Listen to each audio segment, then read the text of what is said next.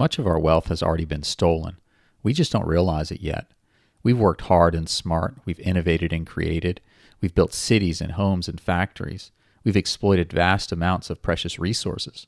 And what do we have to show for it? USDebtClock.org provides the answer. U.S. federal debt, $33.8 trillion, or $100,847 per citizen. State government debt, $1.27 trillion, or $3,818 per citizen. Local government debt, $2.4 trillion, or $7,190 per citizen. Personal debt, mortgage, student loans, etc., $25.1 trillion, or $74,856 per citizen.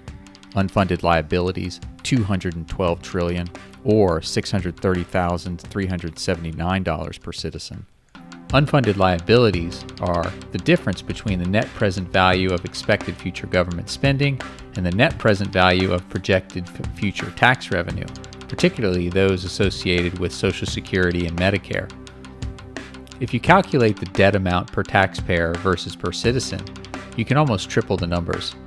The U.S. government, in concert with the Federal Reserve, has indebted us in a form of modern free-range slavery, where we are forced to work harder and harder, with the treadmill always spinning faster and faster, making it near impossible to get ahead.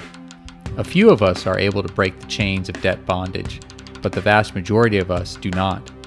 In fact, in aggregate, we cannot.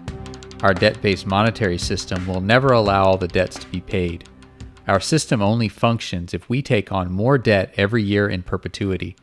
This is why we're encouraged to take out auto loans, student loans, mortgages, and credit cards. In the 60s and 70s, people threw mortgage parties when they made that final payment on their home. Now we have interest-only mortgages and furniture rented on credit.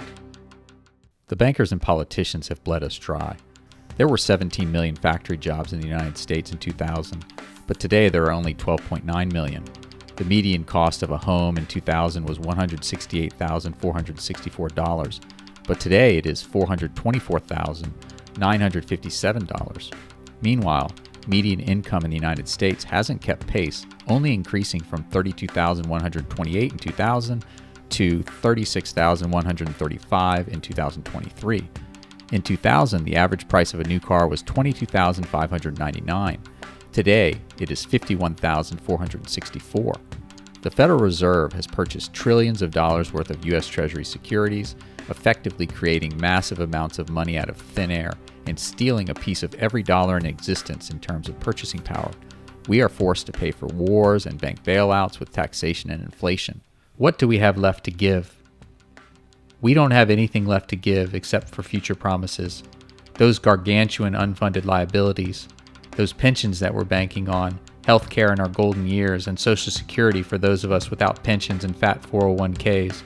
Lawrence Kotlikoff and Scott Burns, in their book entitled The Coming Generational Storm, What You Need to Know About America's Future, state that today there are about 4 payees for every 1 beneficiary, but by the year 2030, there will only be 2 payees for every 1 beneficiary. Simple arithmetic will note that this is not sustainable over the long run. State pensions are a powder keg waiting to blow. In 1950, the ratio of state workers to retirees was 7-1. Today, it is 1.5-1.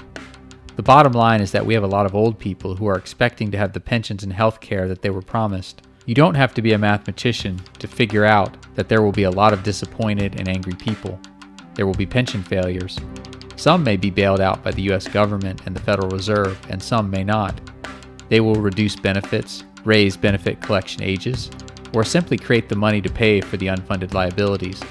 I imagine they'll do some combination of all of the aforementioned.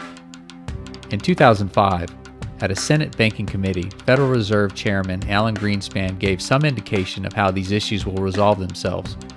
In response to questions about the structure of Social Security, he said, "And we can guarantee cash benefits as far out and at whatever size you like, but we cannot guarantee their purchasing power."